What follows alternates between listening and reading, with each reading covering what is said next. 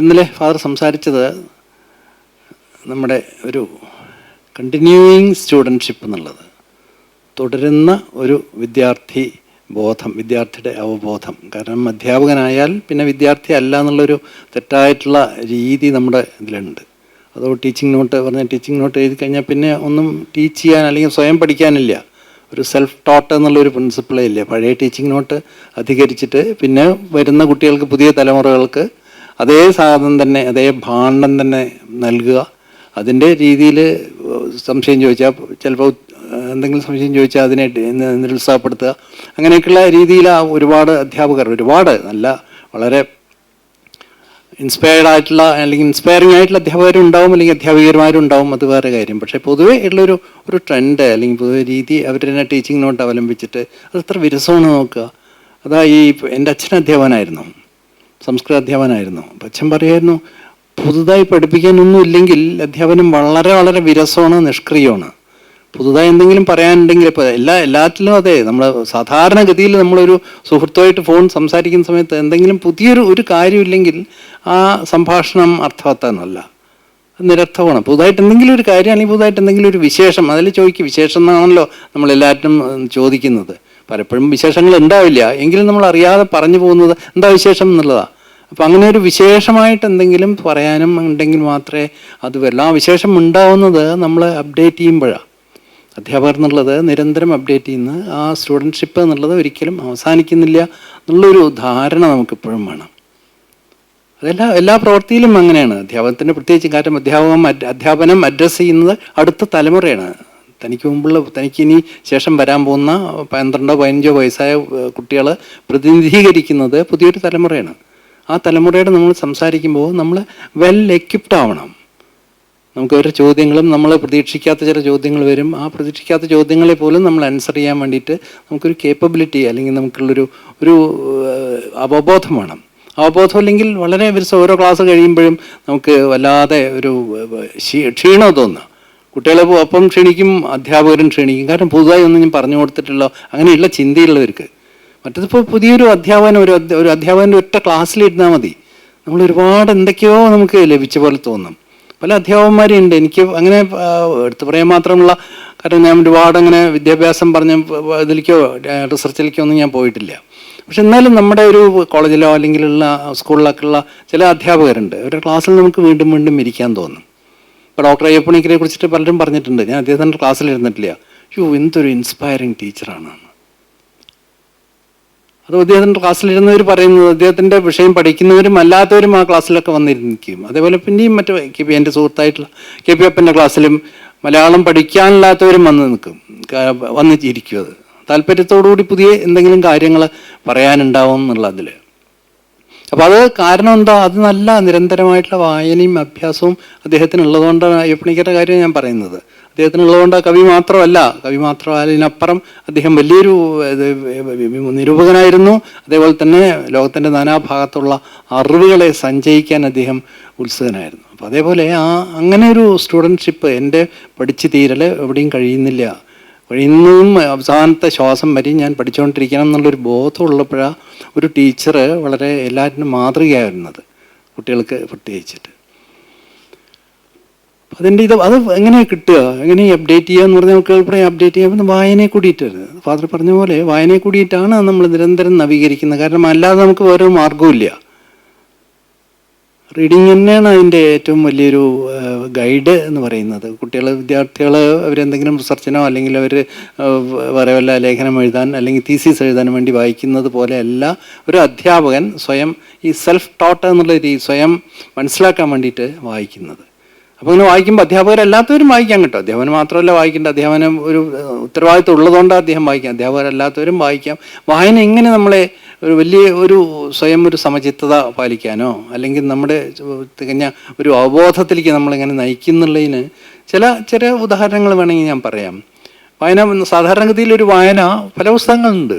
ആ വായന നമ്മളെ നവീകരിക്കുന്നോ അല്ലെങ്കിൽ വായന നമ്മളെ പുതിയൊരു മനുഷ്യനാക്കും. പല പുസ്തകങ്ങളുടെയും ബ്ലർബ് നിങ്ങൾ ശ്രദ്ധിച്ചിട്ടുണ്ടാവും.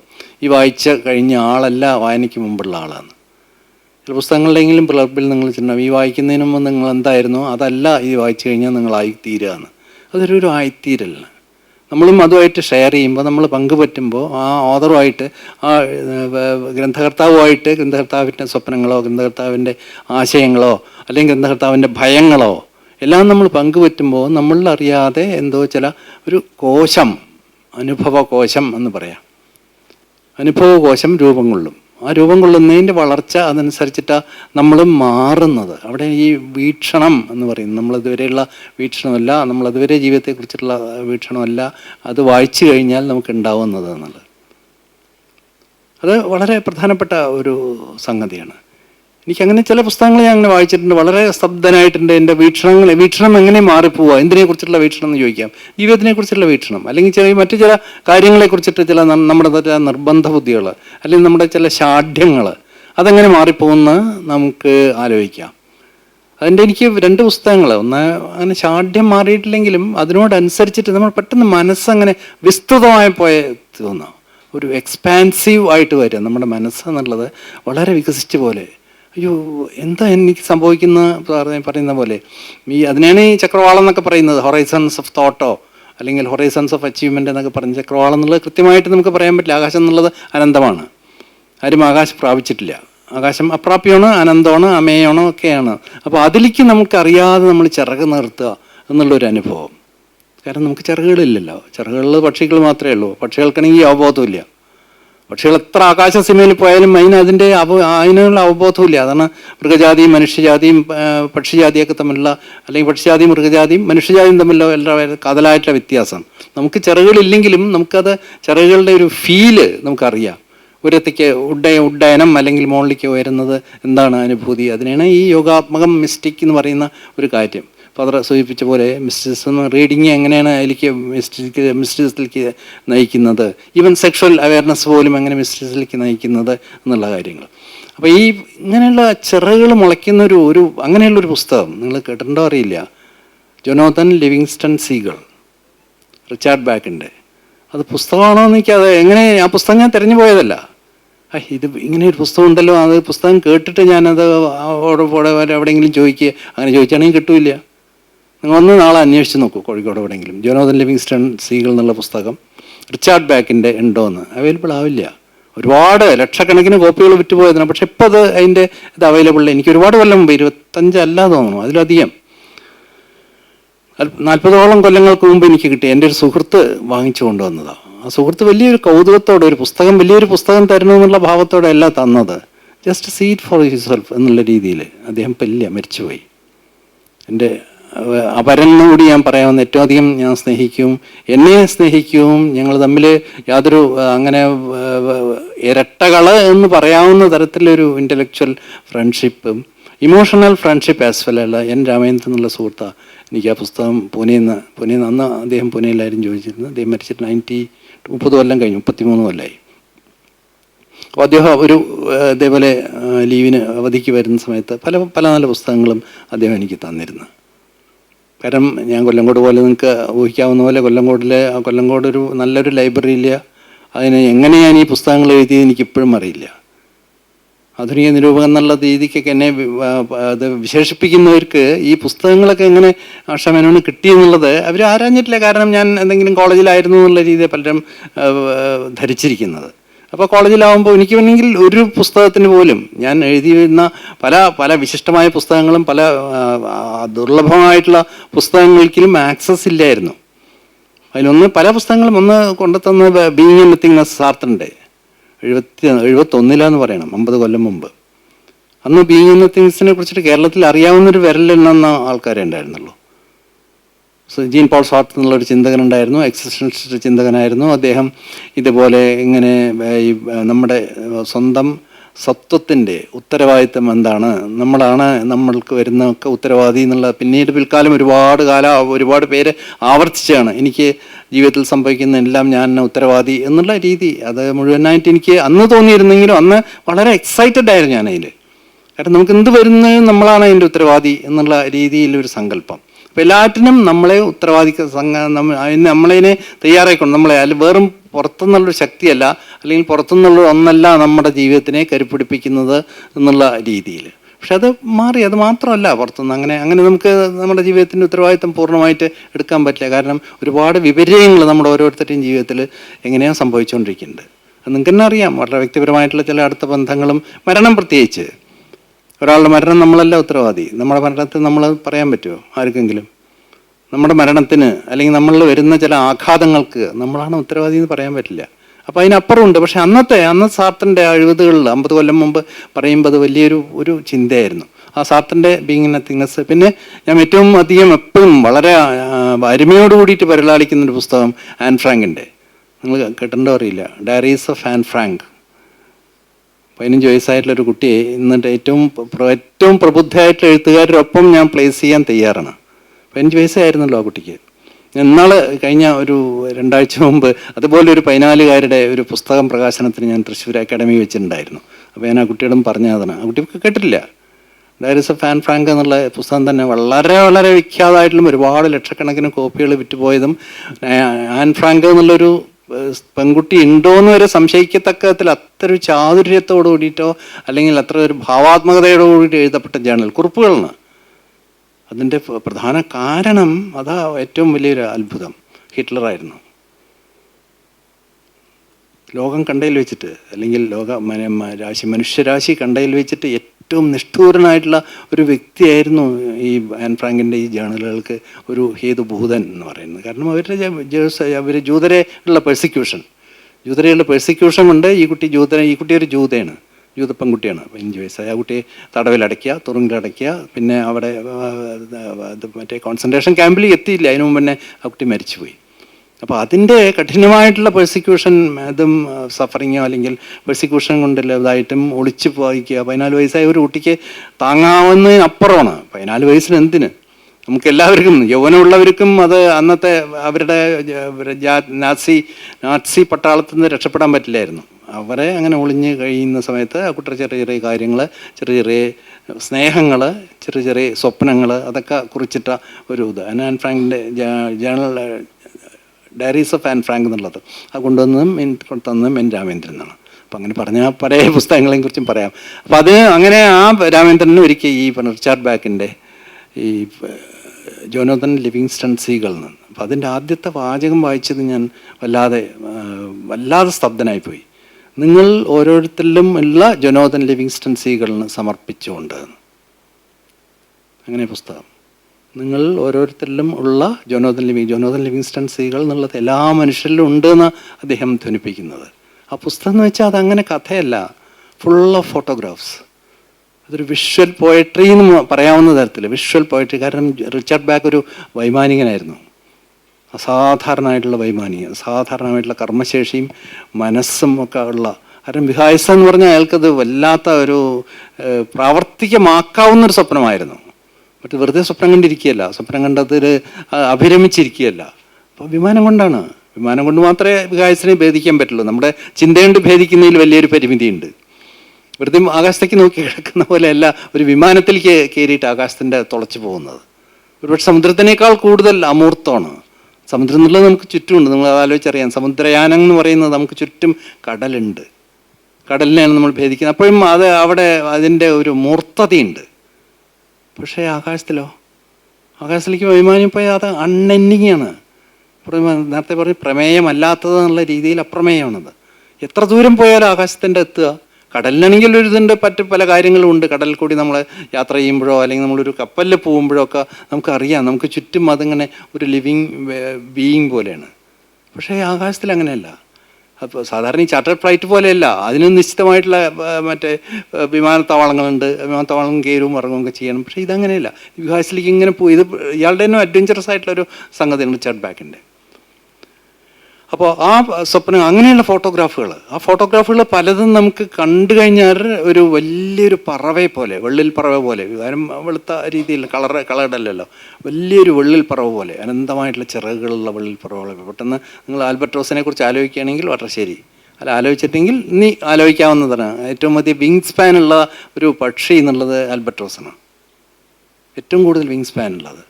പക്ഷെ അതിൻ്റെ കീഴേ കടലുണ്ട്, എൻ്റെ കീഴേക്ക് അല്ലാതെ ഒരുപാട് വികാസ ജോലിക്ക് ഉയരങ്ങളിലേക്ക് പോയില്ല. താഴെ കടലിൻ്റെ മീതെ കൂടി ഇങ്ങനെ പാറി നടക്കുന്ന ആൽബട്രോസ് നമുക്കത്ര പരിചിതമല്ല, ഈ പൗരസ്ത്യ ദേശങ്ങൾക്ക് പരിചിതമല്ല. യൂറോപ്പ് അതേപോലെ ഇതിലേക്ക് പാശ്ചാത്യ ദേശങ്ങളിലെ കൂടുതൽ പ്രചാരത്തിലുള്ളതാണ് ഈ ആൽബട്രോസ് എന്നുള്ളത്. അപ്പോൾ ആൽബട്രോസിനെ ഓർമ്മിപ്പിക്കുന്ന തരത്തിൽ ഈ ഫോട്ടോഗ്രാഫുകൾ നമുക്ക് പലപ്പോഴും പറയുന്നത്. ഇതിലെ കാതലായിട്ടുള്ള പ്രമേയം എന്ന് വെച്ചാൽ 3-4 വാചകങ്ങളോട് ഒതുക്കാവുന്നതാണ്. അധികം പേജില്ല, 100-ൽ താഴെ പേജുള്ളതിൽ പലതും ഫോട്ടോഗ്രാഫാണ്. അപ്പോൾ അത് എന്താ അദ്ദേഹം എഴുതുന്നത്, അതിന് ആശയം എന്നുള്ളത് അതിനേക്കാൾ കൂടുതൽ ഇത് ഫീലിംഗ് ആണ്. ഈ feeling of flight. We are forced to take off എന്നുള്ളത് നമ്മൾ സാധാരണ നിലയ്ക്ക് ഉള്ള ഒരു ഇതിലല്ല ഓർക്കുന്നത്. നമ്മളെല്ലാവരും അറിയാതെ തന്നെ ഒരു ഉഡ്ഡയനത്തിന്, അല്ലെങ്കിൽ ഗോയിങ് അപ്പ്, അല്ലെങ്കിൽ ഗോയിങ് ഓൺ വിങ്സ് എന്ന്, ബീയിങ് ഓൺ വിങ്സ്, ഗോയിങ് എന്നല്ല, ബീയിങ് ഓൺ യുവർ വിങ്സ് എന്ന്, അങ്ങനെയുള്ളൊരു ഫീല് തരും. അതിൽ പറയുന്നത് ഉയരത്തിലേക്ക് എത്രത്തോളം ഉയരത്തിലേക്ക് പറക്കുന്നോ അത്രത്തോളം നിങ്ങളുടെ സ്വാതന്ത്ര്യബോധം അല്ലെങ്കിൽ സ്വാതന്ത്ര്യം നിങ്ങൾ ചെയ്യുന്നു. അപാരമായിട്ടുള്ള സ്വാതന്ത്ര്യമാണ്. കാരണം ചെറുവൃത്തി മറ്റെവിടെയും അങ്ങനെ ഒരു നമുക്ക് സാധ്യതയില്ല. കടലിലൊന്നും നമുക്ക് അങ്ങനെ ഒരു സാധ്യതയില്ല. പക്ഷേ ഇതങ്ങനെയല്ല. ഇത് ഈ എത്ര ഉയരത്തിൽ പോകുന്നു, എത്ര വേഗത്തിൽ പോകുന്നു, അപ്പോഴാണ് നിങ്ങൾ അറ്റൈൻ ചെയ്യുന്നത്, നിങ്ങൾ നേടുന്നത്, നിങ്ങളുടെ സ്വാതന്ത്ര്യം നേടുന്നത്. അതിന് സ്പീഡ് പ്രധാനമല്ല, പക്ഷേ എത്രത്തോളം മുകളിലേക്ക് പോകുന്നു. മുകളിലേക്ക് പോകുന്നതിന് നമുക്ക് പ്രതിനിധീകരിച്ചിട്ട് വേറെ ഒരു തരം പറയാം, മനുഷ്യന് മാത്രമേ അങ്ങനെയൊക്കെ ചിന്തിക്കാൻ പറ്റുള്ളൂ. മറ്റേത് മൃഗജാതിക്കും അങ്ങനെ ചിന്തിക്കാൻ പറ്റില്ല. ഇന്നത്തെ ഫാദർ സൂചിപ്പിച്ചൊരു സബ്ലിമേഷൻ എന്നുള്ളൊരു സംഗതി, അതിലേക്ക് പിന്നെ വരാം. സബ്ലിമേഷൻ എന്നുള്ളത് എന്താണ്? സബ്ലിമേഷൻ എന്നുള്ളത് അത് ഒരു ആശയം എന്നുള്ളതിലേക്ക് നമ്മളെപ്പോഴും വളരെ പരിഭ്രാന്തരാക്കുന്നൊരു സംഗതിയാണ്. അതിന് കൃത്യമായിട്ടൊരു നിർവചനം കൊടുക്കാൻ നമുക്ക് സാധിക്കില്ല. കാരണം അതിൽ വലിയൊരു യോഗിക് ആസ്പെക്റ്റ് ഉണ്ട്, അല്ലെങ്കിൽ ഒരു മിസ്റ്റിക് ആസ്പെക്റ്റ് ഉണ്ട് സബ്ലിമേഷൻ എന്നുള്ളത്. പക്ഷേ അവിടെയും ഈ പറഞ്ഞ പോലെ യുങ്ങിൻ്റെയൊക്കെ ചില കഥകൾ, യുങ്ങിൻ്റെ ചില ലേഖനങ്ങളിലും യുങ്ങിൻ്റെ ചില അനുഭവങ്ങളിലും അങ്ങനെയുണ്ട്. ഈ ഉഡ്ഡയനം പറന്ന് പോവുക എന്നുള്ളത് ഒരു മിസ്റ്റിക്കൽ എക്സ്പീരിയൻസ് ആണ്. ആ മിസ്റ്റിക്കൽ എക്സ്പീരിയൻസിനെയാണ് ഇദ്ദേഹത്തിൻ്റെ വൈമാനികനായിട്ട് ചെർബ്രാക്ക് ഇതിനോടുകൂടി ചെയ്യുന്നത്. എത്രത്തോളം ഉയരത്തിൽ പോകുന്നു അത്രത്തോളം നിങ്ങൾ അനന്തമായിട്ടുള്ള സ്വാതന്ത്ര്യം, അനന്തമായ വികാസത്തിലേക്ക് പോകുന്ന തരത്തിൽ ഒരു സ്വാതന്ത്ര്യം അനുഭവിക്കാറാവുന്നു. അപ്പോൾ ആ ഒരു പുസ്തകം വായിക്കുമ്പോൾ നമ്മുടെ നമ്മൾ സാധാരണഗതിയിൽ ലിറ്ററേച്ചർ എന്ന് പറഞ്ഞാൽ എന്താ? നമുക്ക് ചുറ്റുമുള്ള ദുരിതങ്ങളോ, നമുക്ക് ചുറ്റുമുള്ള നോവുകളോ, നമുക്ക് ചുറ്റുമുള്ള പരാധീനതകളോ, അല്ലെങ്കിൽ ഈ പറഞ്ഞ പോലെ പ്രണയഭംഗങ്ങൾ, അങ്ങനെയുള്ള കാര്യങ്ങളെ ചെയ്യുന്ന നമ്മൾ പൊതുവേ നമ്മൾ പറയുന്നു ലിറ്ററേച്ചർ, വലിയ ലിറ്ററേച്ചർ. ഇപ്പോൾ ഉദാഹരണത്തിന് പാവങ്ങൾ എന്നുള്ളത് ഒരു നൂറ്റാണ്ടോളം ഒരു പാവങ്ങൾ എന്നുള്ളതായിരുന്നു വലിയ ആധികാരികമായിട്ടുള്ള ഒരു ഗ്രന്ഥം. കാരണം പാവങ്ങളെ കുറിച്ചിട്ടാണ് ആ കഥ. പക്ഷേ ഇവിടെ അങ്ങനെയല്ല. ഞാൻ അതിന് രണ്ടും സമാണെന്ന് പറയില്ല, അല്ലെങ്കിൽ ഒന്നൊന്നിനേക്കാൾ മെച്ചമാണെന്നോ ഒന്നൊന്നിനേക്കാൾ മേതെന്ന് പറയല്ലോ. ഈ അനുഭവത്തിൻ്റെ ഒരു വൈചിത്ര്യം, അത് വിചിത്രവും ഒരേ സമയത്ത് സചിത്രമായിട്ടുള്ളതാണ്. പുസ്തകം എന്നുള്ളതിനേക്കാൾ നേരത്തെ പറഞ്ഞ പോലെ വിഷ്വൽ പോയട്രിയാണ്. നമുക്ക് ആ ഒരു വല്ലാത്തൊരു ഫീല്, എന്താ ഇങ്ങനെയുള്ളൊരു സങ്കേതങ്ങൾ ഉപയോഗിച്ചിട്ട് നമ്മൾ എവിടേക്ക് എത്തിച്ചേരാം, നമുക്ക് എവിടേക്ക് എത്തിച്ചേരാൻ പറ്റും എന്നുള്ളത്. അപ്പോൾ റിച്ചാർഡ് ബാക്കിൻ്റെ സ്വന്തം അനുഭവമായതുകൊണ്ട് അതിൻ്റെ തീക്ഷ്ണതയും അതിൻ്റെ തീവ്രതയും നമ്മൾ വളരെ വളരെ ഗാഠമായിട്ട് അനുഭവിക്കും. അപ്പോൾ അതിനോടൊപ്പം ഞാൻ പിന്നെ ആ പുസ്തകം തീർച്ചയായിട്ടും പറഞ്ഞില്ലേ, പലപ്പോഴും തിരിച്ചു പോകുന്ന ഒരു പുസ്തകമാണ്. ഏത് വ്യത്യസ്തമായ ഒരു ഗ്രന്ഥത്തിനെ കുറിച്ച് പറയുമ്പോഴും ആദ്യം എനിക്ക് തോന്നുന്നതാണ്. കാരണം അതിൽ ആഖ്യാനം എന്നുള്ളതിനേക്കാൾ കൂടുതൽ ഇങ്ങനെ നമ്മളോട് സംവദിക്കുന്നത് വിഷ്വൽ പോയട്രി എന്ന് പറഞ്ഞ പോലെ ദൃശ്യങ്ങളോട് കൂടിയിട്ട്, ദൃശ്യ സൗഭഗമായിട്ട്, അല്ലെങ്കിൽ ദൃശ്യ കാവ്യം എന്നുള്ള നിലയ്ക്കാണ് നമ്മൾ അതിനെ കാണുന്നത്. മറ്റൊരു പുസ്തകങ്ങളിൽ നമ്മൾ ദൃശ്യകാവ്യമില്ല. അതുപോലെ തന്നെ അതേ സമമായിട്ട് വേറൊരു പുസ്തകം എനിക്ക് വളരെ വളരെ വ്യത്യസ്തമായിട്ട് തോന്നിയ പുസ്തകമാണ് Zen and art of motorcycle maintenance. ഇത് പറഞ്ഞ പോലെ ഇതിൽ നമുക്ക് എത്രമാത്രം നമുക്ക് ഈ അനന്തത അല്ലെങ്കിൽ അപ്രമേയത നമുക്ക് അനുഭവിക്കാൻ പറ്റുമോ, അതിലും Zen and art of motorcycle അത് കുറച്ചുകൂടി മോഡേൺ. കാരണം എനിക്ക് വലിയൊരു കൺസെപ്റ്റ് ഉണ്ടായിരുന്നു, മൂഢം തന്നെ പറയാവുന്ന ഒരു കൺസെപ്റ്റ്. കാരണം ഒരു മോട്ടോർ വാഹനം നമുക്ക് ആവശ്യമില്ല, അതിന് ഗസ്റ്റ് മോട്ടോർ വെഹിക്കിൾസ്. ആ സങ്കല്പത്തിനെ പാടെ മാറ്റിമറിച്ചു. അതിൻ്റെ ടൈറ്റിൽ അതാണ്, റോബർട്ട് പിർസക് എന്നുള്ള author, Zen and art of motorcycle maintenance. അത് വായിച്ചിട്ടും ഒരുപാട് കൊല്ലമായി. അതിനെ അധികരിച്ചിട്ടാണ് ഞാൻ എനിക്ക് തന്നെ വളരെ ബോധ്യപ്പെട്ട ഒരു ലേഖനം 11-ാം കൽപ്പന. അത് കണ്ടിട്ടുണ്ടോ? 10 കൽപ്പനകളെ കുറിച്ച് നമുക്കറിയുള്ളൂ. അതിന് 11-ാം കൽപ്പന എന്നുള്ള പേരിലാണ് ഞാൻ അതിനെക്കുറിച്ചിട്ട് എഴുതിയിരുന്നത്.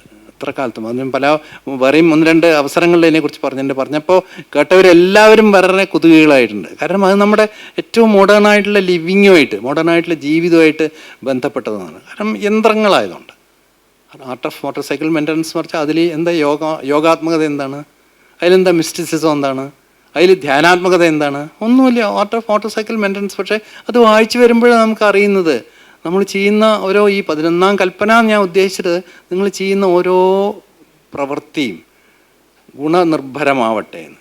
ക്വാളിറ്റി എന്നുള്ളൊരു വാക്ക്, അതാണ് 11ാം കൽപ്പന. മറ്റേത് കമ്പാഷനും മറ്റേ ദയാവായ്പും സ്നേഹവും മറ്റേ ഷെയറിങ്ങും ഒക്കെ ഉണ്ട്. പക്ഷേ quality of thought, quality of living, അല്ലെങ്കിൽ ക്വാളിറ്റി ഓഫ് പെയിൻറ്റിങ്, അല്ലെങ്കിൽ ക്വാളിറ്റി ഓഫ് എനി ജോബ്, അദ്ദേഹം പറയുന്ന ഗംഭീരമായിട്ടുള്ളൊരു സംഗതിയുണ്ട്.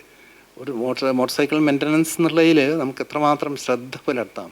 അതൊന്നും വേണ്ട, മോട്ടോർ സൈക്കിളോ അതൊന്നും വേണ്ട. ചുമരിൽ ഒരാണി അടിക്കുന്നത് പോലും നിങ്ങൾക്ക് ശ്രദ്ധയോട് കൂടിയിട്ട് ചെയ്യാമെങ്കിൽ നിങ്ങൾക്ക് തീർച്ചയായിട്ടും വലിയൊരു കൃതാർത്ഥത അനുഭവപ്പെടുന്നു. ഞാൻ 10ാം ക്ലാസ് പഠിക്കുമ്പോൾ ഗംഭീരമല്ല, വളരെ വളരെ സരളമായിട്ട് അദ്ദേഹത്തിൻ്റെ പേര് ചെസ്റ്റർട്ടൻ്റെ ഒരു ലേഖനം ഉണ്ടായിരുന്നു, നിങ്ങൾ ആരെങ്കിലും അറിയും. Uncle Podger hangs a picture. അതാണ് 10ാം ക്ലാസ്സിൽ ഞാൻ പഠിച്ചു. അങ്കിൾ പോർജർ, ഫാദർ ഡാമിയൻ്റെ കഥയുടെ പുറത്ത് തന്നെ അതിന് സമാന്തരമായിട്ട് തന്നെ ഈ ഒരു പുസ്തകമുണ്ട്, uncle Podger hangs a picture എന്ന്. ഒരു ചുമരിൽ ആണി അടിച്ചിട്ട് അവിടെ ഒരു ചിത്രം തൂക്കുക അങ്കിൾ പോർജർ, അതാണ് അതിൻ്റെ ഒരു പ്രമേയം. പക്ഷേ ചെസ്റ്റർട്ടൻ അതിൽ ഉപയോഗിക്കുന്നൊരു ഹ്യൂമർ നമുക്ക് വളരെ രസകരം, വലിയ തോട്ട്ഫുൾ എന്നൊന്നും പറയാൻ പറ്റില്ലെങ്കിലും ആ ഹ്യൂമറിൻ്റെ എത്ര എലിമെൻ്റ്, എത്ര നമ്മളെ ഒരു പെട്ടെന്ന് ലളിതമായിട്ടുള്ളത് അവതരിപ്പിക്കുന്നു എന്നുള്ളത്. അപ്പോൾ ഞാൻ ആലോചിച്ച് ഈ ഒരു ചുമരിൽ ആണി അടിക്കുന്നതിൽ പോലും, സാധാരണ നിങ്ങൾ ആണി അടിച്ച് നോക്കും, പരിചയമില്ലാത്തവരെ ഒന്നിൽ ആണി കളയും, അല്ലെങ്കിൽ നിങ്ങളുടെ തമ്പിൽ ആ മറ്റേ ഹാമർ തട്ടും, ചോര വരും. തീർച്ചയായും അത്ര എളുപ്പമല്ല അത്. നിങ്ങൾ പരിചയമില്ലാത്തവരൊരു ആണി അടിച്ചിട്ട് ഒരു ഫോട്ടോ തൂക്കുക എന്നുള്ളത് ഞാനിപ്പോഴും വീട്ടിൽ ചില സമയത്ത് ചെയ്യേണ്ടി വരുന്ന സമയത്ത് ഈ അങ്കിൾ പോർജറുടെ കാര്യം ആലോചിക്കും. പിന്നെ ഈ ഇതിൻ്റെ റോബർട്ട് പിട്സക്കിൻ്റെ ചുമരിലൊരു ആണി അടിക്കുന്നത് പോലും അതിൻ്റേതായിട്ടുള്ള നിഷ്കർഷ ആവശ്യപ്പെടുന്നുണ്ട്, ഡിമാൻഡ്സ് അറ്റൻഷൻ ഫ്രം യു. അല്ലാതെ ഇപ്പോൾ പത്മാസനത്തിൽ ഇരിക്കുന്നതിന് മാത്രമല്ല ഏകാഗ്രത, പത്മാസനത്തിൽ ഇരിക്കുന്നത് മാത്രമല്ല ഏകാഗ്രത, ഇതിൽ അടിക്കുന്നത് പോലും അത്രയും വളരെ ലഘുവായിട്ടുള്ള നമ്മുടെ ജീവിതവൃത്തിയിൽ നമ്മൾ അനുനിമിഷം എന്ന് പറഞ്ഞ് നേരിടുന്ന പല കാര്യങ്ങളും നമുക്ക് എങ്ങനെ ഒരു ക്വാളിറ്റിയോട് കൂടിയിട്ട്, എങ്ങനെ പൂർണ്ണമായിട്ടുള്ള അവബോധത്തോടു കൂടി ചെയ്യാം എന്നുള്ളതാണ് അതിനെ അധികരിച്ചിരിക്കുന്നത്. അപ്പോൾ അതാ ഈ art of motorcycle maintenance എന്നുള്ള, അത് നോക്കിയാൽ അറിയാലോ, ഒരു മോട്ടോർ സൈക്കിൾ മെയിൻറ്റെയിൻ ചെയ്യുന്ന വെച്ചാൽ തികച്ചും യാന്ത്രികമാണ്. അതിൻ്റെ നമുക്ക് ഒരു തരത്തിലും നമുക്ക് സാധാരണ മനസ്സുകൾക്ക് കുറച്ചെന്തെങ്കിലും ഒരു കൽപ്പനയുള്ളവർക്ക് അല്ലെങ്കിൽ ഇമാജിനേഷൻ ഉള്ളവർക്ക് അതന്നെ നമുക്ക് ഒരു ഡിസഗ്രിയബിളായിട്ട് തോന്നും, അല്ലെങ്കിൽ അത് യോജിക്കാതെ തോന്നും.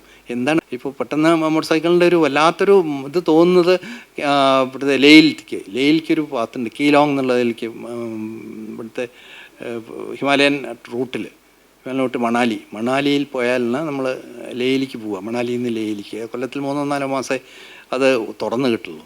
അപ്പോൾ ലേയിലേക്ക് എത്തുന്ന കീലോങ് എന്ന് പറയുന്നൊരു പ്രദേശത്ത് കൂടിയാണ് പോവുക. അപ്പോൾ അവിടെ പോകുന്നത് സാധാരണ നമ്മളൊക്കെ പോകുന്നത് ഈ 4 വീലറോ അല്ലെങ്കിൽ ബസ്സിലോ അല്ലെങ്കിൽ ട്രക്കിലോ ഹയർഡ് വെഹിക്കിളിലോ ഒക്കെ ആയിരുന്നു. പക്ഷേ അത് ഏറ്റവും അഡ്വഞ്ചറസ് പാർട്ടാണത് മോട്ടോർ സൈക്കിളിൻ്റെ. മോട്ടോർ സൈക്കിളിസ്റ്റിന് അറിയാം ഏറ്റവും അഡ്വഞ്ചറസ് ആയിട്ടുള്ള അത് മാത്രം 15,000, 16,000, 17,000 അടി ഉയരം വരുന്ന ഒരു മൗണ്ടനസ് പാത്വേ ആണ്. അതിൽ കൂടി പോകുന്ന സമയത്ത് നമുക്ക് ഇതിൻ്റെ ഈ മോട്ടോർ സൈക്കിൾ റൈഡ് തരുന്ന ഒരു ത്രില്ല് എന്താണെന്ന്, അസാമാന്യമാണ് ആ ത്രില്ല്. നമ്മൾ ആ വഴിക്ക് പോയിട്ടുണ്ട്, പക്ഷേ മോട്ടോർ സൈക്കിളിലല്ലാന്ന് മാത്രം. മോട്ടോർ സൈക്കിളിൽ പോകാവുന്ന ഒരു പ്രായമല്ല. മോട്ടോർ സൈക്കിൾ ഞാൻ ഓടിക്കാറുമില്ല. കാർ ഓടിക്കുകയാണെങ്കിൽ മോട്ടോർ സൈക്കിൾ ഓടിക്കുന്ന ഒരു ശീലമില്ല.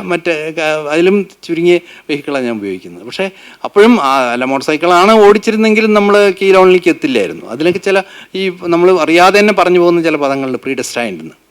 അങ്ങനെ നമ്മൾ കുറച്ച് ഗ്രൂപ്പുകാർ അവിടെ വെച്ച് കണ്ടു. അപ്പോൾ അവർ പറഞ്ഞു ഞങ്ങൾ എറണാകുളത്തുള്ള മലയാളികൾ അതിൽ ചേർന്നിട്ട് അവരിങ്ങനെ 2 ദിവസം കൊണ്ട് കംപ്ലീറ്റ് ചെയ്യുക. കഷ്ടിച്ച് 700-800 കിലോമീറ്റർ ഉണ്ട്. ഒരു ദിവസം 400 അല്ലെങ്കിൽ 300 കിലോമീറ്റർ റൈഡ് ചെയ്തിട്ട്. അപ്പോൾ അവിടെ ഈ മോട്ടോർ സൈക്കിളിൻ്റെ റൈഡ്, അതിൻ്റെ ഒരു ത്രില്ല് എന്താണ്, അസാമാന്യമായ ത്രില്ലെന്ന് അവിടേക്ക് ഈ മോട്ടോർ സൈക്കിൾ മെയിൻ്റനൻസിൻ്റെ ഒരു ആവശ്യകത നമുക്ക് ബോധ്യപ്പെടുക. കാരണം മറ്റാരും ഇല്ല, വഴിയിൽ മോട്ടോർ മെക്കാനിക്കോ അല്ലെങ്കിൽ വർക്ക്ഷോപ്പോ ഉള്ള റൂട്ടല്ല അതൊന്നും. കാരണം നമ്മൾ സെൽഫ് റിലയൻ്റ് ആവുക എന്നുള്ളതിൻ്റെ പൂർണ്ണമായിട്ടുള്ളൊരു അവസ്ഥയാണ് അവിടെ. നമുക്കത് അത്യാവശ്യത്തിലുള്ള മെയിൻ്റനൻസ് നമ്മൾ അറിഞ്ഞേ പറ്റൂ, എങ്കിലേ നമുക്കത് കൈകാര്യം ചെയ്യാൻ പറ്റുള്ളൂ. അങ്ങനെ കൈകാര്യം ചെയ്യുന്ന ഒരു അവസ്ഥ വരുമ്പോഴാണ് നമുക്ക് ഈ ഒരു പുസ്തകം വീണ്ടും നമ്മളെ ഇതിലേക്ക് വരിക. അത് അവരൊന്നും ഒരു മിസ്റ്റേക്കുകളല്ല, അവരൊക്കെ വളരെ അഡ്വഞ്ചറസ് ആയിട്ടുള്ള സാഹസികമായിട്ടുള്ള ഇതാണ്. പക്ഷേ ആ സാഹസികതയിലും അറിയാതെ തന്നെ ഈ ഒരു മിസ്റ്റിക്കൽ ടെൻഡൻസി അല്ലെങ്കിൽ മിസ്റ്റിക്കൽ ഒരു പെർസ്യൂട്ടിൻ്റെ ഒരു അംശം കടന്നു വരും. ഇപ്പോൾ ഈ കഥ ഞാൻ പറഞ്ഞത് ആർട്ട് ഓഫ് മോട്ടോർ സൈക്കിൾ മെയിൻ്റനൻസിൽ ഒരു അച്ഛനും ഒരു മകനും തന്നെയാണ്. അവർ രണ്ടുപേരും കൂടി ഒരു കാട്ടിൻ്റെ ഉള്ളിൽ കൂടിയിട്ട് ഇങ്ങനെ മോട്ടോർ സൈക്കിളിൽ ഓടിച്ചു പോവുക. അച്ഛൻ മകനെയും, മകൻ അച്ഛനെയും സഹായിക്കുന്ന തരത്തിൽ. അങ്ങനെ അവർ സഹായിക്കുന്ന സമയത്ത് ഓരോ ദിവസവും അതിൻ്റേതായിട്ടുള്ള ചോദ്യങ്ങളും ഓരോ ദിവസവും അതിൻ്റെതായ പ്രശ്നങ്ങൾ വരും. അപ്പോൾ അവർ തമ്മിലുള്ള ആ സംഭാഷണമാണ് അതിനെ ഏറ്റവും വലിയൊരു one of the most intellectual ടെക്സ്റ്റായിട്ട് മാറ്റുന്നത്. മെക്കാനിക്കൽ ടെക്സ്റ്റ് എന്നുള്ളതിന് പുറമെ ഏറ്റവും വലിയൊരു ഇൻ്റലക്ച്വൽ ടെക്സ്റ്റായിട്ട് മാറ്റുന്നത്. അതിൽ തന്നെ ഒരു പ്രധാനമായിട്ടുള്ള എന്നെ വല്ലാതെ ഒലയ്ക്കുന്നതും എന്നെ വല്ലാതെ അലട്ടുന്നതും എന്നിൽ വല്ലാതൊരു വീക്ഷണം മാറ്റിയതും, പെർസ്പെക്റ്റീവ് എന്ന് പറഞ്ഞാൽ പെർസ്പെക്റ്റീവ് മാറ്റിയതിലൊരു വളരെ കാഷ്വലായിട്ട് പറയുന്നതാണ് ഈ അച്ഛൻ മകനോട് പറയുന്നത്. മകൻ പറയും, നമുക്ക് എന്തിനാ അച്ഛാ ഈ മോട്ടോർ സൈക്കിൾ ഇത്രയും ബുദ്ധിമുട്ടിയിട്ട് നമുക്ക് പഴയ കേവ്സോ അല്ലെങ്കിൽ പഴയ ഹരിക്കൻ ഡാമ്പുകളോ പഴയ വിളക്കുകളോ അങ്ങനെയുള്ളൊരു ഇതിൽ വെക്കൂടെ, ഇതിൽ നമ്മൾ എന്തിനെ അവലംബിക്കണം, ഇതില്ലാതെ നമുക്ക് ജീവിച്ചൂടെ എന്ന് ചോദിക്കുന്നത്. മറ്റേ പ്രതിനിധാനം ചെയ്തിട്ട്, ഓഫ് കോഴ്സ് അങ്ങനെയുള്ള ചിന്താഗതി ഉള്ളവരെ പ്രതിനിധാനം ചെയ്തിട്ട് ആ കുട്ടി അച്ഛനോട് ചോദിക്കുന്നത്. അപ്പോൾ അച്ഛൻ ഡിസിസീവായിട്ട് പറയുന്നൊരു കാര്യങ്ങളുണ്ട്. We cannot reverse history. നമുക്ക് ചരിത്രത്തിനെ തിരിച്ചിടാൻ പറ്റില്ല. നമുക്കൊരിക്കലും പഴയ ഗുഹാവാസിയായിട്ടുള്ള മനുഷ്യൻ്റെ ആ തലത്തിലേക്ക്, ആ മണ്ഡലത്തിലേക്ക് ഒരിക്കലും തിരിച്ചു പോകാൻ പറ്റില്ല. കാരണം we have become civilised, irretrievably civilised എന്ന്. ഒരിക്കലും നമുക്ക് വിമുക്തരാക്കാൻ പറ്റാത്ത വിധം നമ്മൾ പരിഷ്കൃതമായി വെച്ചിരിക്കുന്നു. പഴയ അപരിഷ്കൃതം എന്നുള്ളത് ഒരിക്കലും നിറവേറേണ്ടതില്ലാത്ത ഒരു സ്വപ്നം മാറ്റമാണ്. So there is no point in going back, there is no point in thinking. വാൾഡനെ കുറിച്ചിട്ട് പറയുന്നത് പെട്ടെന്ന് we cannot go back to this lakes. അങ്ങനെയുള്ള അതിൽ ആ തടാകത്തിൽ പോയിട്ട് അങ്ങനെ ഒരു ജീവിതം ഇനിമേൽ സാധ്യമല്ല എന്ന് തന്നെ പറയുന്നത്. അപ്പോൾ പറയുമ്പോഴാണ് നമുക്ക് അതുവരെ നമ്മുടെ ഏറ്റവും ആധികാരികമായിട്ടുള്ള ഗ്രന്ഥമായി കരുതിയിരുന്നത് ആ വാല്ലെന്നുള്ളത് നിങ്ങൾ കേട്ടിട്ടുണ്ടോ അറിയില്ല, അല്ലെങ്കിൽ ഞാൻ പറയുന്നതിന് വലിയ അർത്ഥം ഉണ്ടാവില്ല. തോറോവിൻ്റെ ഡേവിസ് തോറോ എന്നുള്ള അമേരിക്കൻ ചിന്തകൻ്റെ ഒരു വലിയൊരു അനുഭവമാണ് വാല്ലെന്നുള്ളത്. ഒരു പൊയ്കയുടെ കഥയാണ് വേണമെങ്കിൽ പറയാം, ഒരു തടാകത്തിൻ്റെ കഥയാണ് വേണമെങ്കിൽ പറയാം. തടാകത്തിൽ അദ്ദേഹം നിവർത്തിച്ച 2.5 കൊല്ലോളം അദ്ദേഹം ആവാസം തേടിയൊരു കഥയാണ്. ഇന്നത്തെ 200 കൊല്ലം മുമ്പ് 1850 57 മറ്റാണ്, 1975 കൊല്ലങ്ങൾക്ക് മുമ്പ് അദ്ദേഹം വാല്ലെന്നുള്ള അമേരിക്ക വെച്ചിട്ട് വാല്ലെന്ന് എഴുതുന്നത്. തോറോ അമേരിക്കൻ ആ സമൂഹത്തിനെയും തൻ്റെ ചുറ്റുമുള്ള ജീവിതത്തിൽ നിന്നിട്ടും നിവൃത്തനായിട്ട് തിരിച്ച് ഒരു മലമുകളിലല്ല കാടിന് നടുവിലുള്ള ഒരു തടാകം അന്വേഷിച്ച് പോകുന്നതും ആ തടാകം ഉണ്ടെന്ന് അറിഞ്ഞിട്ടുള്ള ആദ്യം പോകുന്നത്. അതതിൻ്റെ പാർട്ട് ഓഫ് അഡ്വഞ്ചർ. ഒരു സാധനം ഉണ്ടെന്ന് അറിഞ്ഞ് പോകുന്നതിൽ ഒരു ലെസ് ഓഫ് ആൻ അഡ്വഞ്ചറേ ഉള്ളൂ. അതില്ലാതെ കണ്ട് ചെന്നിട്ട് അദ്ദേഹം ബാല്യൻ കണ്ടെത്തുന്നത്. ഇന്നത്തെ ഈ എല്ലാ പാരിസ്ഥിതിക തത്വശാസ്ത്രത്തിനും അല്ലെങ്കിൽ പാരിസ്ഥിതിക ദർശനത്തിനും ആമുഖമായിട്ടുള്ള അല്ലെങ്കിൽ അതിൻ്റെ ബൈബിൾ തന്നെ എന്ന് വിളിക്കപ്പെടുന്ന വാല്യൻ എന്നുള്ള ഗ്രന്ഥം. ആ വാല്യനായിരുന്നു നമുക്ക് ഏറ്റവും വലിയൊരു സംഗതി. ആ വാല്യനെ കുറിച്ചിട്ടുള്ളൊരു തിരുത്താണ് ഈ റോബർട്ട് പിൽസിംഗ് കൂടി വേണ്ടത്. നമുക്ക് we cannot go back to caves, go back to our lives. അങ്ങനെ പഴയ രീതിയിലുള്ള ജീവിതത്തിലേക്ക് നമുക്ക് തിരിച്ചു പോകാൻ പറ്റില്ല. അപ്പോൾ ഈ വാല്യൻ തന്നെ ആ ഗ്രന്ഥം എന്നുള്ളത് നമുക്ക് എന്തുകൊണ്ടൊരു സെൽഫ് സഫിഷ്യൻ്റ് ആയിട്ട് ഗാന്ധിയൊക്കെ ഒരുപാട് മോഹിക്കുന്ന ഒരു വസ്തുവാണ്. ഗാന്ധി അങ്ങനെ ഒരു അഡ്വഞ്ചർ ഇല്ല. കാരണം സബർമതി എന്നുള്ളത് ഗാന്ധി എല്ലാവരെയും നടുവിലായിരുന്നു ആവാസം തേടിയത്. അവിടെ അദ്ദേഹത്തിൻ്റെ ആയിട്ടുള്ള ചില പ്രവർത്തനങ്ങളും അദ്ദേഹത്തിൻ്റെ ചില പരിഷ്കരണങ്ങളൊക്കെ ജീവിത രീതിയിലൊക്കെ ചെയ്തെങ്കിലും വാല്യൻ പോലെ ഒരു സാധനം കണ്ടെത്താൻ മഹാത്മാഗാന്ധിക്ക് കഴിഞ്ഞില്ല. അല്ലെങ്കിൽ മഹാത്മാഗാന്ധിക്ക് അതിന് അവസരം നേടിയില്ല. കാരണം അദ്ദേഹത്തിൽ വേറെയും ചില ഉത്തരവാദിത്തങ്ങൾ നിക്ഷിപ്തമായിരുന്നു. തോറോ ആരെയും സ്വാതന്ത്ര്യം കാക്ഷിച്ചിരുന്നില്ലല്ലോ. മറ്റേത് ഗാന്ധിജി അങ്ങനെ ആയിരുന്നില്ല. ഒരു രാഷ്ട്രത്തിൻ്റെ ഇത്രയും വലിയൊരു ഭാരതത്തിൻ്റെ തന്നെ വലിയ സ്വാതന്ത്ര്യമായിരുന്നു അദ്ദേഹത്തിൻ്റെ ചുമലിലുണ്ടായിരുന്നത്. അപ്പോൾ അദ്ദേഹത്തിന് അങ്ങനെയുള്ള എക്സ്പെരിമെൻറ്റ്സ് ഈ കുഡ്നോട്ട് അഫോർഡ് സച്ച് എക്സ്പെരിമെൻറ്റ്സ്. അപ്പോൾ അതുകൊണ്ടാണ് ഞാൻ പറഞ്ഞത്. പക്ഷേ എങ്കിലും അദ്ദേഹം പറയും സെൽഫ് റിലയൻ്റ് എന്നുള്ളത് ഇപ്പോൾ ഈ വാല്ലെന്നുള്ളത് വളരെ ഇക്കോളജിക്കൽ ടെക്സ്റ്റാണെന്ന് പറയാം, അല്ലെങ്കിൽ ഫിലോസോഫിക്കൽ ടെക്സ്റ്റാണെന്ന് പറയാം. പക്ഷേ അതിൽ കൂടിയിട്ട് മറ്റൊരു സംഗതി that is an economic text as well. അങ്ങനെ ഒരു പുസ്തകത്തിൻ്റെ ഒരു കോംപ്രിഹെൻസീവ് ക്വാളിറ്റി എന്ന് പറയുന്നത് കാരണം അതിൽ ഒരാൾക്ക് തനിയെ കൃഷി ചെയ്ത് അതിൻ്റെ ഫലം എടുത്ത് അതിൻ്റെ ഇതുകൊണ്ട് വിപണി എന്നുള്ളതുണ്ടോ അറിയില്ല. പക്ഷേ എങ്കിലും അദ്ദേഹത്തിന് വേണ്ട കാര്യങ്ങൾ, ആ മനുഷ്യന് വേണ്ട കാര്യങ്ങൾ കൊയ്ത് എടുത്ത് വിത്തെടുത്ത് ഭക്ഷിച്ച് അവിടെ കഴിയാം വല്ലെന്നുള്ള തടാകത്തിൽ സ്വാശ്രയത്വം, മറ്റാരെയും ആശ്രയിക്കാതെ ഇപ്പം അത് കാര്യങ്ങളൊക്കെ. അപ്പോൾ അങ്ങനെയൊരു ഇക്കണോമിക് ടെക്സ്റ്റ് വെൽ ഇത്ര അതിൻ്റെ ഒരു 1-2 അധ്യായം തന്നെ അങ്ങനെയാണ്. ഇന്ന ഇത്ര എടുത്ത് വിത്തെടുത്തു, ഇത്ര ഇന്ന് വിളവ് വന്നു, ഇത്ര നമുക്കത് അടുത്ത ഇതിലേക്ക് മാറ്റി വയ്ക്കാം, അത് നമുക്ക് ഇത്ര ഉപയോഗിക്കാം. അങ്ങനെ ഒരു ഇക്കണോമിക് ടെക്സ്റ്റ് കൂടിയാണ് വാല്ലൻ. അപ്പം അങ്ങനെയുള്ള സമ്പൂർണ്ണമായിട്ടുള്ള ടെക്സ്റ്റാണ് നമ്മുടെ ഒരു അവബോധത്തിൽ. അപ്പോഴാണ് ഈ റോബർട്ട് പിഴ്സക്ക് ഇത് വരുന്നത്. അതുമാത്രമല്ല, നമ്മുടെ ഈ മോഡേൺ ടൈംസിൽ നമ്മൾ എങ്ങനെ ചെയ്യാൻ പറ്റും, എല്ലാവരുടെയും പരിഷ്കാരത്തിൻ്റെ മുഴുവൻ പുറന്തള്ളാതെ ഈ ഇതിൽ തന്നെ ജീവിച്ചുകൊണ്ട് തന്നെ നമുക്ക് എങ്ങനെ ഈ കാര്യങ്ങൾ നിറവേറാൻ പറ്റും. അവിടെയാണ് അദ്ദേഹം ഈ പറയുന്ന ഈ ക്വാളിറ്റി, ജീവിതത്തിൽ ക്വാളിറ്റി ഇതാക്കുക. നമ്മളിപ്പോൾ എപ്പോഴും പറയും ജീവിതത്തിന് ക്വാളിറ്റി ഇല്ല, ക്വാണ്ടിറ്റി എന്നുള്ളത് വലിയൊരു ധൂർത്തം മറ്റാണ്. ലക്ഷറി അല്ല ക്വാളിറ്റി, വലിയൊരു വ്യത്യാസമുണ്ട്. ലക്ഷറി ആർഭാടമല്ല അതിൻ്റെ ഗുണനിർഭരത, അത് വേറെ ടോട്ടലി ഡിഫറൻ്റാണ്. സ്വയം മനസ്സിലാക്കിയ ചില കാര്യങ്ങളാണ് പതുക്കെ ഈ റോബർട്ട് പിഴ്സക്ക് മനസ്സിലാക്കുന്ന, അല്ലെങ്കിൽ നമ്മൾ തിരുത്താൻ ശ്രമിക്കുന്നത്. അങ്ങനെയുള്ളൊരു ജീവിതം സാധ്യമല്ല. ആലോചിച്ചാൽ നമുക്കറിയാം. നമ്മളാരും ഇപ്പോൾ പരിസ്ഥിതി എന്ത് പ്രശ്നം പറയുന്നുണ്ടെങ്കിൽ നമ്മളാരും ഒരു മലഞ്ചെരുവിലെ അല്ലെങ്കിൽ കാടകത്തിലെ തടാവ് ഇത് ചേടി നമ്മൾ പോകുന്നില്ല, പോകാൻ തയ്യാറുമല്ല. കാട്ടിലേക്ക് പോകുന്നുണ്ടാവും, പക്ഷേ തിരിച്ചു വരാൻ വേണ്ടിയിട്ടാണ്. അപ്പോൾ അവിടെ അദ്ദേഹം പറയുന്നതിൻ്റെ ഒരു പ്രമാണം നമുക്ക് ജീവിതത്തിൽ അനുവർത്തിക്കാൻ പറ്റുന്നതേ പറയാവൂ. അപ്പോൾ അദ്ദേഹം അന്ന് 200 കൊല്ലം മുമ്പ് തോറോ could conduct such an experiment. പക്ഷേ ഇന്നാരും ആ എക്സ്പെരിമെൻറ്റിന് തയ്യാറാവില്ല, എന്നാരും തയ്യാറാവുന്നതിൽ പ്രസക്തമല്ല എന്ന്. പക്ഷേ സാധാരണഗതിയിൽ ഒരാൾ പറഞ്ഞാൽ നമ്മൾ അവരെ അപ്പോൾ തള്ളിപ്പറയും. പക്ഷേ എങ്ങനെ റോബർട്ട് പിഴ്സക്ക് പറഞ്ഞ പോലെ Zen and art of motor, Zen ആദ്യത്തെ വാക്ക്, മോട്ടോർ സൈക്കിൾ മെയിൻ്റനൻസ് രണ്ടാമത്തെ ശീർഷകം, Zen and motor forts. Zen എന്ന് വെച്ചാൽ ധ്യാനം എന്നാ. അപ്പോൾ ധ്യാനാത്മകമായിട്ട് ചെയ്യാവുന്ന കാര്യങ്ങളിൽ മോട്ടോർ സൈക്കിൾ മെയിൻ്റനൻസ് കൂടി ഉൾപ്പെടുന്നുണ്ട് എന്ന് നമുക്ക് ബോധ്യപ്പെടുത്തുന്നത്. അതോടുകൂടിയിട്ട് എൻ്റെ വാഹനത്തിനോടുള്ള എല്ലാ വിപ്രതിപത്തിയും മാറി. അതിനുശേഷം ഞാൻ വാഹനം അവലംബിച്ച തന്നെ എന്ന് വെച്ചാൽ 45 കൊല്ലം മുമ്പ്. 45 കൊല്ലം മുമ്പ് വരെ എനിക്കൊരു വാഹനത്തിനോട് അതുമായിട്ട് ഒരു കമ്മിങ് ടു ടേംസ് എന്ന് പറയുന്ന പോലെ എനിക്ക് ആവശ്യമില്ല എന്നുള്ള രീതിയിൽ. പക്ഷേ ഈ ഒരു പുസ്തകം വായിച്ചതോടുകൂടി എന്ന് വെച്ചാൽ അത് നമ്മുടെ ഈ ചില ബയാസ് എന്ന് പറയുമല്ലോ, ഒരു കാരണമില്ലാതെ ചില ശാഠ്യങ്ങൾ അതങ്ങനെ നീങ്ങിപ്പോയി. അയ്യോ, ഇത് ഭംഗികേടൊന്നും അല്ല, അല്ലെങ്കിൽ ഭംഗികേടോ അല്ലെങ്കിൽ അപ്രസക്തോ അല്ല ഒരു വാഹനം ഓൺ ചെയ്യുക, ഒരു വാഹനം കൊണ്ടു നടക്കുക എന്നുള്ളത്.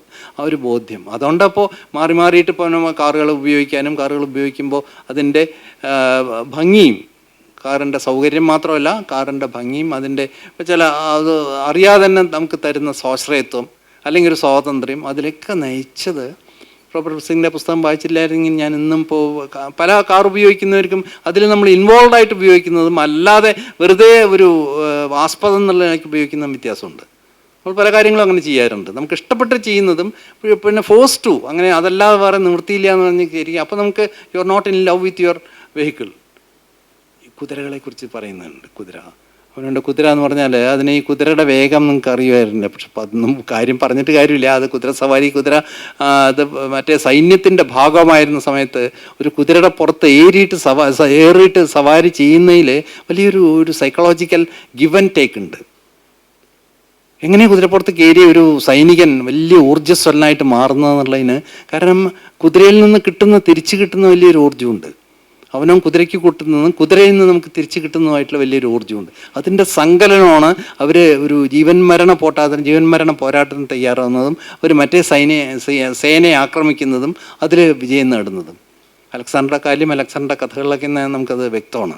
ഒരു കുതിരപ്പുറത്ത് ഏറുന്ന സമയത്ത് കുതിരപ്പുറത്ത് നമ്മൾ ആദ്യത്തെ ചവിട്ട് കൊടുക്കുമ്പോൾ അതിൽ വല്ലാത്തൊരു എനർജി നമ്മളിലേക്ക് വരുന്നുണ്ട്. നമ്മളെങ്ങനെ അതിനെ ട്രിഗർ ചെയ്യുന്നോ, അതിനെ എങ്ങനെ എക്സൈറ്റ് ചെയ്യുന്നോ, അതേപോലെ അതിനും അപ്പുറമുള്ള ഒരു ശേഷി അല്ലെങ്കിൽ ഊർജം അത് നമുക്ക് പ്രദാനം ചെയ്യുന്നുണ്ട്. അതുകൊണ്ടാണ് സ്വയം മറന്നിട്ട് അവർ പോരാടുന്നത്. അവർക്ക് ഭീതി അശേഷമില്ല, കുതിരസേവ എന്നും പറഞ്ഞില്ലേ. പക്ഷേ നമ്മുടെ വാഹനങ്ങൾക്ക് അങ്ങനെയില്ല. നമുക്ക് അത് കുതിരശക്തി എന്ന് പറഞ്ഞത് ഹോഴ്സ് പവർ എന്നാണ് നമ്മുടെ എല്ലാ വാഹനങ്ങളെയും വിശേഷിപ്പിക്കുക കേട്ടോ. അത് ഇതിൻ്റെ ഒരു ഓർമ്മയായിട്ടാണ്. എത്ര ഹോഴ്സ് പവർ എന്നുള്ളതിരിക്കും, എഞ്ചിനായാലും ശരി ബാക്കി എന്തായാലും ഹോഴ്സ് പവർ എന്നുള്ള. അപ്പോൾ അതിൽ പിറകിൽ ഇങ്ങനെയൊരു നൊസ്റ്റാൾജി ഉണ്ട്. കുതിരയാണ് നമുക്ക് കുതിരയുടെ ശേഷിയിൽ മുഴുവൻ നമുക്ക് തരുന്നത്. അപ്പോൾ അത് അങ്ങനെ അല്ലാതെ സ്വയം നമ്മുടെ ഇൻവോൾവ് ചെയ്യുന്ന നമ്മൾ കാർ ഓടിക്കുന്നതോ കാറിൽ പോകുന്നതോ ഒക്കെ ആ ഒരു തരത്തിലുള്ള വീക്ഷണഗതി, ആ ഒരു പരിപ്രേക്ഷ്യം നമ്മൾക്ക് ഉണ്ടാക്കുന്ന ഒരു പുസ്തകം എന്നുള്ള എനിക്ക് ഞാൻ ഇനി വല്ലാത്ത വ്യത്യസ്തമായിട്ട് മറ്റ് പല പുസ്തകങ്ങളും വായിച്ചിട്ടുണ്ട്. പല പുസ്തകങ്ങളും അതിൻ്റെ കാവ്യാത്മകത കൊണ്ടോ അല്ലെങ്കിൽ ഗദ്യം കൊണ്ടോ റോബർട്ട് പിഴ്സക്കിൻ്റെ ഭാഷ എനിക്ക് അത്ര വലിയ തട്ടുമില്ല. പക്ഷേ എങ്കിലും ഈ കൺവേ ചെയ്യുന്ന ഒരു ആശയത്തിൻ്റെ മുമ്പിൽ ആ ഭാഷയൊക്കെ ഒരു അസംഗതമായിട്ട് തീരുന്നു. മറ്റ് പല പുസ്തകങ്ങളും മറ്റ് പല ഗ്രന്ഥങ്ങളും നമ്മൾ അങ്ങനെയല്ലോ കാണുക. അതിൻ്റെ ഒരു അയ്യോ എന്തൊരു കാവ്യാത്മക ഭാഷ, എന്ത് രൂപകമാണ് അതിലത്തെ, എന്തൊക്കെ ചില റീച്ചാണ് അതിൻ്റെ, ധ്വനിപ്രദമാണ്, ധ്വനിമയമാണ് എന്നൊക്കെ രീതിയിൽ നമ്മൾ ഓരോ പുസ്തകങ്ങളെക്കുറിച്ചും വിശേഷിപ്പിക്കും. പക്ഷേ ഇത് ധ്വനി എന്നുള്ളത് തീർച്ചയായിട്ടും ഇതിൻ്റെ ഈ ആശയത്തിൽ സെൻറ്റേഡ് ആയിട്ടുള്ളതാണ്. അപ്പോൾ അത് അങ്ങനെ നമ്മുടെ ജീവിതത്തിനെ മറിച്ച് പുസ്തകങ്ങൾ ആദ്യം നമുക്ക് തോന്നുന്നത് പിന്നെയാണ് ഇത് മാത്രമാണ്. പിന്നെ ഇപ്പോൾ കർമാസോ ബ്രദേഴ്സ് കർമാസോ വായിച്ചില്ലേ, അല്ലെങ്കിൽ കസിൻ സാക്സിൻ്റെ പുസ്തകങ്ങൾ വായിച്ചില്ലേ, അതൊന്നും നമ്മൾ ഇമ്മീഡിയറ്റ് ആയിട്ട് ഇങ്ങനെയുള്ളൊരു മാറ്റം വരുത്തുന്നില്ല. തീർച്ചയായിട്ടും കസിൻ സാക്സിൻ്റെ പുസ്തകം റിപ്പോർട്ട് ഗ്രേക്കോ എന്ന് പറഞ്ഞാൽ നമ്മളുടെ വലിയൊരു പറഞ്ഞ പോലെ ഉത്തരവാദിത്തം നമ്മൾ തരുന്നുണ്ട്. അത് കസിൻ സാക്സിൻ്റെ മാത്രമല്ല, ഓസ്കാർ വൈൽഡിൻ്റെ, പലരും കണ്ടം ചെയ്യുന്ന ഓസ്കാർ വൈൽഡിൻ്റെ ഡി പ്രൊഫോണ്ടിസ് എന്നുള്ള ഒരു പുസ്തകം, അത് പുസ്തകമല്ല ഒരു ലെറ്ററാണ്. നേരത്തെ പറഞ്ഞ പോലെ ക്വാളിറ്റി എന്നുള്ളതാണ് പ്രധാനം. ഒരു ക്വാളിറ്റി എന്നുള്ള ഒരു ലെറ്ററിലും ആവാം, അല്ലെങ്കിൽ ഒരു കാവ്യ രചനയിലാവാം, അല്ലെങ്കിൽ നോവൽ രചനയിലാവാം, മറ്റ് പല ചിത്രത്തിലും എല്ലാം പറഞ്ഞ പോലെ ആവാം. ഈ ഇദ്ദേഹത്തിൻ്റെ ഞാൻ ഒരിക്കൽ പറഞ്ഞിട്ടുണ്ട്, പക്ഷേ ഈ അതിൻ്റെ എത്ര പറഞ്ഞാലും മതി വരാത്തൊരു സവിശേഷമായിട്ടുണ്ട്. അത് ആർക്കും ലഭ്യമല്ല. ഞാൻ പലരോടും പറഞ്ഞിട്ടുണ്ട്, അവർ പറഞ്ഞ് അയ്യോ ഇത് കിട്ടിയില്ലല്ലോ പുസ്തകം. ഡീപ് പ്രൊഫൗണ്ടിസ് എന്നാണ് അതിൻ്റെ പുസ്തകത്തിൻ്റെ ഹെഡിങ്ങിൻ പേര്. അപ്പോൾ അത് കണ്ടിട്ടുണ്ട്. ഡീപ് പ്രൊഫൗണ്ടിസ് എന്ന് വെച്ചാൽ ആഴങ്ങളിൽ നിന്ന്, എൻ്റെ മനസ്സിൻ്റെ ആഴങ്ങളിൽ നിന്ന്, പ്രൊഫൗണ്ടായിട്ടുള്ള ഒരു ആഴങ്ങളിൽ നിന്നിട്ടാണ്. From the depth of my soul, from the depth of my hearts. അതിന് ആ ക്യാപ്ഷൻ തന്നെ ആ ഓസ്കാർ വൈൽഡ് എങ്ങനെ കൊടുത്തതെന്ന് അറിയില്ല. കാരണം ഓസ്കാർ വൈൽഡ് എന്ന് പറഞ്ഞാൽ നിങ്ങൾക്ക് എല്ലാവർക്കും ഊഹിക്കാവുന്ന പോലെ അങ്ങേറ്റത്തൊരു ഹ്യൂമറിസ്റ്റായിരുന്നു. അല്ലെങ്കിൽ ഏറ്റവും വലിയൊരു കോൺവെർസേഷണലിസ്റ്റ് ആയിരിക്കുമ്പോൾ തന്നെ അദ്ദേഹം ഹി കുഡ് മോക്ക്, അല്ലെങ്കിൽ he could make tease everyone. അദ്ദേഹം സംഭാഷണത്തിൽ അകപ്പെട്ട ആരെയും അദ്ദേഹം വകവയ്ക്കില്ല, അല്ലെങ്കിൽ അവരെ ഡിഫീറ്റ് ചെയ്യും. അത്രത്തോളം ഒരു ഡാൻറ്റി ആയിരുന്നു. എന്നുവെച്ചാൽ നേരത്തെ പറഞ്ഞ പോലെ പരിഷ്കാരത്തിൻ്റെ ഇതിലും അങ്ങനെ വലിയ ഒരു ഭോഗി എന്നൊക്കെ പറയാം. ഭോഗി, അങ്ങനെ ജീവിതത്തിന് ജീവിതത്തിൽ ഭോഗം മാത്രമേ ഉള്ളൂ, ജീവിതത്തിന് അങ്ങനെ ഒരു ഇരുണ്ട ഭാഗമില്ല. കരഞ്ഞിട്ടേ ഇല്ല Oscar wild till his 50th age. അങ്ങനെ ഒരു വ്യക്തിയാണ്. His never shed tears. അതിനുള്ള കാര്യം ഉണ്ടായിട്ടില്ല. ഒരുപാട് സമ്പത്തിൻ്റെ നടുവിലായിരുന്നു. പിന്നെ ഈ യശസ് മുഴുവൻ കീർത്തി, ഇംഗ്ലണ്ടിൽ ഇതിലൊക്കെ ഇപ്പോൾ ഓസ്കാർ വൈൽഡ് പറഞ്ഞാൽ ലാസ്റ്റ് വേർഡായിരുന്നു എല്ലാറ്റിൻ്റെയും. ആ മനുഷ്യന് എൻ്റെ നേരത്തെ പറഞ്ഞ പോലെ നമ്മൾ അതിലേക്കാണ് വരുന്നത്, പെഡറാസ്ട്രി എന്നുള്ള നിലയ്ക്ക്. പെഡറാസ്ട്രി എന്ന് വെച്ചാൽ സ്വർഗഭോഗത്തിൻ്റെ പേരിൽ പെർസിക്യൂട്ട് ചെയ്യുന്നതും സ്വർഗത്തിൽ എത്തുന്നതും. അവിടെയാണ് ആ മനുഷ്യൻ്റെ ഓരോരുത്തരിലും നിഹിതമായിട്ടൊരു ഹൈറ്റ്, അല്ലെങ്കിൽ ഒരു സബ്ലിമിറ്റി ഉണ്ട് എന്ന് പറയുന്നത് അദ്ദേഹത്തിന് എളുപ്പത്തിൽ നിന്ന് ഊരിപ്പോവായിരുന്നു. ആ കഥ ഞാൻ പറയുകയാണ്. അദ്ദേഹത്തിൻ്റെ അഡ്വക്കേറ്റ് അതിൻ്റെ ഒരു ചാം കൊണ്ട് മാത്രം അദ്ദേഹത്തിൻ്റെ അഡ്വക്കേറ്റ് പറഞ്ഞു, ഇത് you could refuse all this charges levelled against U. പറഞ്ഞു യു കുഡ് റിഫ്യൂസ്, കാരണം തെളിവില്ല അതിനൊന്നും. പെഡറാസ്ട്രി എന്ന് പറഞ്ഞു അദ്ദേഹത്തിൻ്റെ ഈ ഒരുപാട് പേരുടെ അസൂയാലുക്കളായിരുന്നു ഓസ്കാർ വൈൽഡ്. അപ്പോൾ അവരെല്ലാവരും കൂടി കെട്ടിച്ചമച്ച് ഇയാളെ ഇൻക്രിമിനേറ്റ് ചെയ്ത് ഇയാളിങ്ങനെ പെഡറാസ്ട്രി ചെയ്തു. അതുകൊണ്ടായിരുന്നു ശിക്ഷിക്കപ്പെടണം. കാരണം വലിയ ഇവിടുത്തെ ലോർഡ്ഷിപ്പ് ഇതിൽ അതിൽ പെടുന്നതാണ് ഇംഗ്ലണ്ടിൽ. അങ്ങനെ ഒരാളോട് പകരം വീട്ടുക എന്നുള്ളത് പലരുടെയും ഒരു ദുരുദ്ദേശമായിരുന്നു. അപ്പോൾ അങ്ങനെയാണ് ഈ ചാർജ് ചെയ്യുന്നതും ഇദ്ദേഹത്തിന് തടവിലടയ്ക്കും. വാൻസ്വർത്ത് ജയിലിലാണ് അദ്ദേഹത്തിൻ്റെ അടയ്ക്കുന്നത്. അപ്പോൾ വാൻസ്വർത്ത് ജയിലിൽ അദ്ദേഹം കൊണ്ടുപോകുമ്പോൾ അവിടെയുള്ളവർ പറയുന്നുണ്ട്, അവിടെയുള്ളവരൊക്കെ ഒന്നാന്തരം കൊലപാതകളോ അല്ലെങ്കിൽ ഭവനഭേദികളോ അല്ലെങ്കിൽ ഒരു നിലവാരം ഇല്ലാത്ത ക്രിമിനൽസുകളായിരുന്നു. ആ ക്രിമിനൽ അവരെല്ലാവരും കഴിച്ചു പോവാം. ഓസ്കാർ വൈൽഡിനെ പോലെയുള്ള ആൾ നമ്മുടെ നാട്ടിലൊക്കെ നെഹ്റുവിനെ പോലെ ഒരാളെയൊക്കെ ജയിലിലടച്ച് അങ്ങനെ ഇരിക്കും. സാധാരണ പൊളിറ്റിക്കൽ പ്രസിഡന്റ് എന്നുള്ള നിലയ്ക്ക്, അല്ലാത്ത നിലയ്ക്ക്. പൊളിറ്റിക്കൽ പ്രസിഡന്റ് എന്നുള്ള നിലയ്ക്കല്ല അദ്ദേഹത്തിനെ കൊണ്ടുപോയത്. ഈ ഇതുപോലെ ഇതിൻ്റെ ഇന്നത്തെ പോക്സോവിൻ്റെ നിയമം അനുസരിച്ചിട്ട്. അപ്പോൾ അത് കോടതിയിൽ വരുന്ന സമയത്ത് അദ്ദേഹത്തിൻ്റെ നിയമജ്ഞനായിട്ടുള്ള പറഞ്ഞു, you could refuse all this charges level against U. അവർക്കൊന്നും ചെയ്യില്ല, നിങ്ങളെ വിട്ടയക്കുന്നു. അയാൾ വളരെ നിഷ്കളങ്കമായിട്ട് ചോദിക്കുക ഓസ്കാർ വൈൽഡ്. അത് അവിടെ ഞാൻ പറഞ്ഞു ഓസ്കാർ വൈൽഡിൻ്റെ ഒരു മഹത്വം. ഹൗ ക്യാൻ ഐ ആത്മാവിനോട് ചോദിക്കുന്നത്, how can I refuse, because I have been with him. പിന്നെ 20 വയസ്സായിട്ടുള്ളൊരു പെൺകുട്ടിയാണ്. അങ്ങനെയാണ് ആൺകുട്ടിയാണ് അതിൻ്റെ പ്രതി എന്ന് പറയുന്നത്. ഡോറിയൻ ഗ്രേ എന്ന് പറയുന്നത്. പിക്ചർ ഓഫ് ഡോറിയൻ ഗ്രേ എന്നുള്ള അദ്ദേഹത്തിൻ്റെ ഒരൊറ്റ നോവലേ അദ്ദേഹം എഴുതിയിട്ടുള്ളൂ. ഓസ്കാർ വൈൽഡ് ഒരൊറ്റ നോവല്, മറ്റൊക്കെ നാടകങ്ങളായിരുന്നു. കോസ്റ്റ് ഓഫ് ബീയിങ് പേണസ്റ്റ്നോ അങ്ങനെയുള്ള ചില വളരെ സരസമായിട്ടുള്ള വളരെ ഹ്യൂമറസ് ആയിട്ടുള്ള നാടകങ്ങൾ മാത്രമേ എഴുതിയിട്ടുള്ളൂ. പക്ഷേ വളരെ സീരിയസ് ആയിട്ട് എഴുതിയ ഒരു നോവലേ ഉള്ളൂ, പിക്ചർ ഓഫ് ഡോറിയൻ ഗ്രേ. അതിലാവട്ടെ ഈ ഇങ്ങനെയുള്ള ഒരു മറ്റ് സ്വന്തം വർഗത്തിൽപ്പെട്ട സ്വന്തം ലിംഗത്തിൽപ്പെട്ട ഒരു കുമാരനുമായിട്ടുള്ള അന്യോന്യം ഉള്ള ഒരു ഇതാണ്, ഇൻ്റലിജൻസാണ്. ഹൗ ക്യാൻ ഐ ചോദിക്കുന്നത്.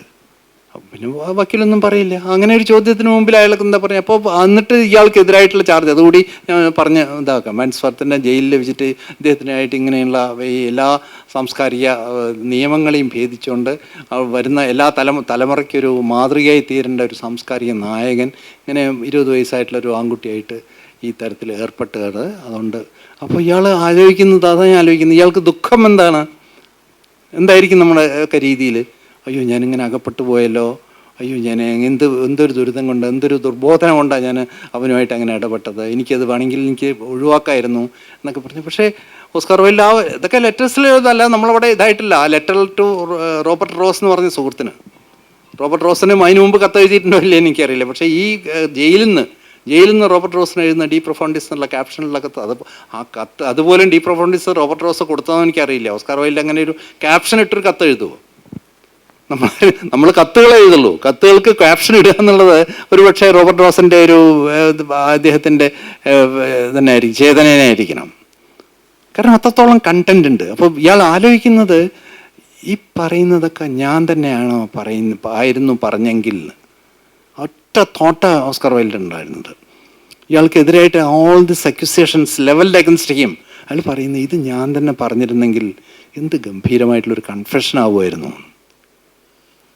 വാസ്തവമാണ്, ഗ്രേറ്റസ്റ്റ് കൺഫെഷൻ ആവുമായിരുന്നു. ഞാൻ എന്തായിരുന്നു നമ്മുടെ കവി പി കുഞ്ഞിരാമൻ നായർ ചെയ്തതായിരുന്നു. കവിയുടെ കാൽപ്പാടുകൾ വായിച്ച ഒരാൾക്കും കവിയേക്കാൾ ചെറുതാണ് താനാ തോന്നില്ല. പി കുഞ്ഞിരാമൻ നായരെ കവിയുടെ കാൽപ്പാടുകൾ വായിച്ച് ഏത് സാധാരണ മനുഷ്യനും തോന്നും ഞാൻ ഒരു പടി ഉയരത്തിലാണുണ്ടോ കവിയെക്കാട്ടിലും, ഞാൻ ഇങ്ങനെയുള്ള ഈ ചെറ്റത്തരങ്ങളോ അല്ലെങ്കിൽ ഇങ്ങനെയുള്ളതൊന്നും ഞാൻ ചെയ്തിട്ടില്ല എന്ന്. ചെയ്തൊക്കെ കവിയാണ്, അത് പറയുന്നതും കവിയാണ്. അതാണ് നൊബിലിറ്റി പാർ എക്സലൻസ് പറയുന്നത്. എനിക്ക് പറ്റിയ എല്ലാ കാര്യങ്ങളും ഞാൻ, അതുകൊണ്ട് ആർക്കും കുഞ്ഞിരാമൻ നായരെ സ്വയം എക്സ്പോസ് ചെയ്ത് കഴിഞ്ഞാൽ അയാളെ ജീവിക്കുമ്പോൾ തന്നെ സ്വയം എക്സ്പോസ് ചെയ്തിരുന്നു. ഞാൻ അപ്പോൾ അത് വായിക്കുമ്പോഴേ ഞാൻ ആലോചിച്ച് ഇതിൻ്റെ ഓസ്കാർ വൈൽഡിൻ്റെ പറയുന്നതിൻ്റെ ഒരു ഡയമെൻഷൻ, ഈ എനിക്കെതിരായിട്ട് പരത്തിയ എല്ലാ ഈ അപവാദങ്ങളും ഞാൻ തന്നെ പറഞ്ഞിരുന്നെങ്കിൽ ഇവർക്കാർക്കും എന്നെ ഇങ്ങനെ ക്രൂശിലേറ്റാനുള്ള പഴുത് കിട്ടില്ലായിരുന്നല്ലോ എന്ന്. അപ്പം അത് നമ്മളിൽ നിന്ന് മാറിയിട്ടാണ് ചെയ്യുന്നത്. നമ്മുടെയൊക്കെ പറഞ്ഞ പോലെ എന്നിൽ മറ്റൊരു ഞാനുണ്ട്, ഭംഗുരം ഒരിക്കലും നശിക്കാത്തൊരു ചേതനയുണ്ട്, അല്ലെങ്കിൽ ഒരു തേജസ് ഉണ്ട്. അതിൻ്റെ ഇതിലേക്കാണ് ഞാൻ എന്നുള്ളത് വെറും ഒരു കാണി മാത്രമാണ്. ആ കാണിയായിട്ട് ഓസ്കാർ വൈൽഡ് തൻ്റെ രീതിയിൽ തൻ്റെ ശരിക്കുള്ള സത്തയ്ക്ക് നേരിട്ട ഈ കാര്യങ്ങൾ പറഞ്ഞിരുന്നെങ്കിൽ എന്ന് ആഗ്രഹിച്ചു പോകുന്നത്. അപ്പം അതുപോട്ടെ. അപ്പോൾ അങ്ങനെ നമ്മളിൽ നിന്ന് നമുക്ക് മാറി നിന്നിട്ട് നമ്മൾ വേറൊരു അതീതമായിട്ടുള്ളൊരു തലത്തിലെത്തുന്ന സമയത്ത് നമുക്ക് ഈ പറഞ്ഞ പോലെ റിയലൈസേഷനോ അല്ലെങ്കിൽ സാക്ഷാത്കാരെന്നോ അല്ലെങ്കിൽ റീച്ചിങ് ദി ഇൻഫിനിറ്റി എന്ന് നമ്മുടെ ആദ്യം ആ കുട്ടി പറഞ്ഞല്ലോ, ബോഡി ഇതിൻ്റെ എൻലൈറ്റൻ്റെ ബോഡിയും എൻലൈറ്റൻ്റെ മൈൻഡും സോളും വരുന്ന സമയത്ത് we try to reach infinite.